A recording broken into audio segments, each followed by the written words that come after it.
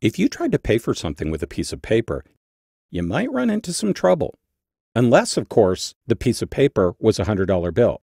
But what is it that makes that bill so much more interesting and valuable than other pieces of paper? After all, there's not much you can do with it. You can't eat it. You can't build things with it, and burning it is actually illegal. So what's the big deal?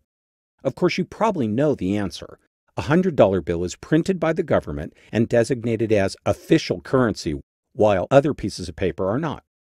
But that's just what makes them legal.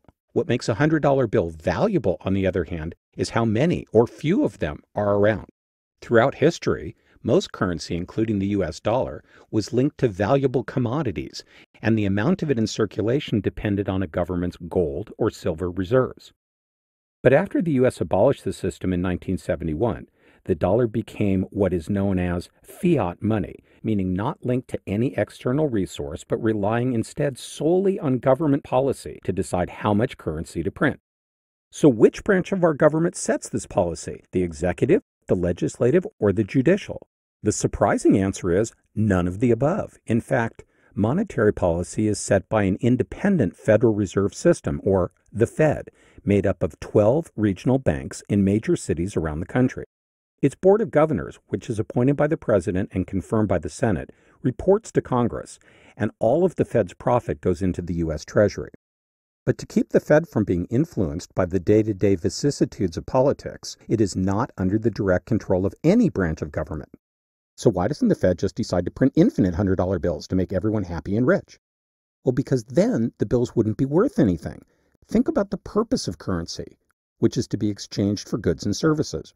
If the total amount of currency in circulation increases faster than the total value of goods and services in the economy, then each individual piece will be able to buy a smaller portion of those things than before. This is called inflation.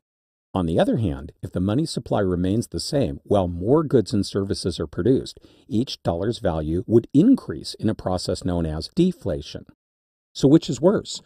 Too much inflation means that the money in your wallet today will be worth less tomorrow, making you want to spend it right away. So while this would stimulate business, it would also encourage overconsumption or hoarding commodities like food and fuel, raising their prices and leading to consumer shortages and even more inflation. But deflation would make people want to hold on to their money, and a decrease in consumer spending would reduce business profits, leading to more unemployment and a further decrease in spending, causing the economy to keep shrinking.